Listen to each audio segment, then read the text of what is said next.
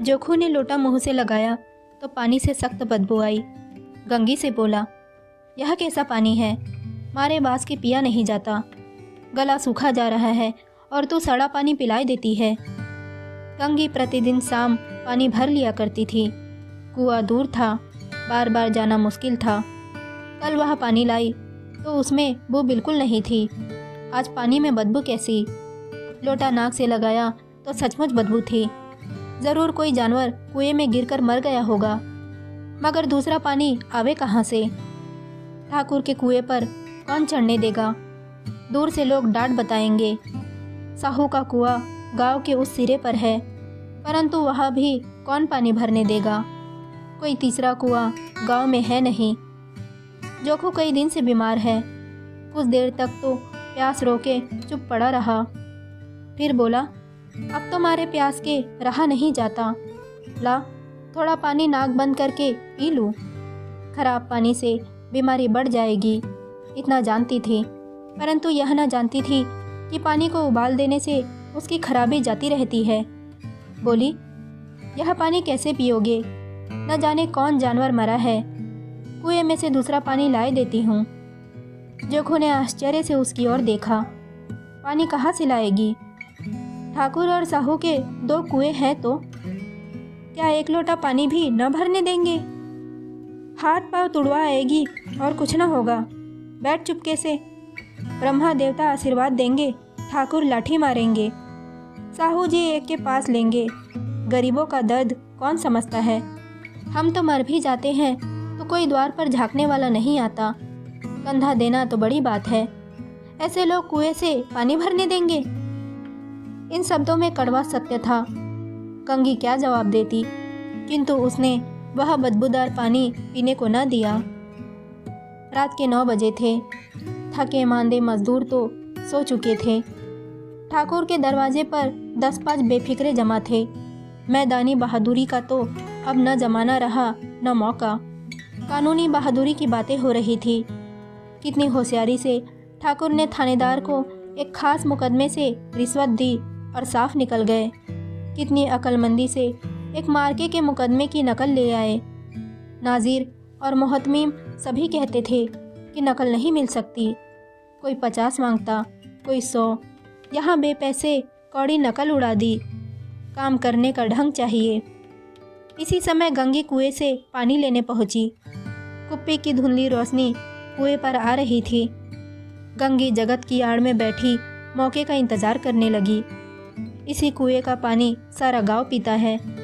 किसी के लिए रोका नहीं, सिर्फ ये बदनसीब नहीं भर सकते।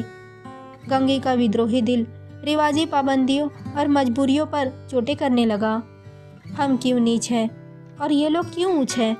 इसीलिए कि ये लोग गले में तागा डाल लेते हैं, और यहाँ तो जितने हैं एक से एक छठे हैं। चोरी ये करे, जाल फरेब ये करे, झूठे मुकदमे ये करे। अभीश ठाकुर ने तो उस दिन बेचारे गडरिये की भेड़ चुरा ली थी और बाद में मार कर खा गया। इन्हीं पंडित के घर में तो 12 मासों जुआ होता है। यही साहू जी तो घी में तेल मिलाकर बेचते हैं। काम करा लेते हैं और मजूरी देते नानी मरती है। किस किस बात में हमसे ऊंचे हैं? हम गली गली चिल्लाते नहीं कि हम ऊंचे हैं, हम ऊंचे हैं। कभी गांव में आ जाती हूँ तो रस भरी आँख से देखने लगते हैं, जैसे सबकी छाती पर सांप लौटने लगता है। परंतु घमंड यह कि हम ऊंचे हैं। कुएं पर किसी के आने की आहट हुई। गंगी की छाती धक धक करने लगी। कहीं देख ले तो गजब हो जाए, एक लात भी तो नीचे न पड़े। उसने घड़ा और रस्सी उठा ली और झुककर चलती हुई एक वृक्ष के अंधेर साये में जा खड़ी हुई। कब इन लोगों को दया आती है किसी पर? बेचारे महंगों को इतना मारा कि महीनों लहू थूकता रहा। इसीलिए तो कि उसने बेगार न दी थी। इस पर ये लोग ऊंचे बनते हैं। कुएं पर स्त्रियां पानी भरने आई थी। इनमें बातें हो रही थी। खाना खाने चले और हुक्म हुआ कि ताज़ा पानी भर लाओ। घड़े के लिए पैसे नहीं हैं। हम लोगों को आराम से बैठे देखकर जैसे मर्दों को जलन होती है। हाँ, यह तो न हुआ कि कलसिया उठाकर भर लाते। बस हुक्म चला दिया कि ताज़ा पानी लाओ, जैसे हम लौंडिया ही तो है। लौंडिया नहीं तो और क्या हो तुम? रोटी कपड़ा नहीं पाती? 10-5 रुपए भी छीन झपट कर ले ही लेती हो। और लौंडिया कैसी होती हैं? मत जलाओ दीदी, छिन भर आराम करने को जी तरस कर रह जाता है। इतना काम किसी दूसरे के घर कर देती तो इससे कहीं आराम से रहती। ऊपर से वह एहसान मानता। यहाँ काम करते करते मर जाओ, पर किसी का मुंह सीधा ही नहीं होता। दोनों पानी भरकर चली गई तो गंगी वृक्ष की छाया से निकली और कुएं की जगत के पास आई। बेफिक्रे चले गए थे।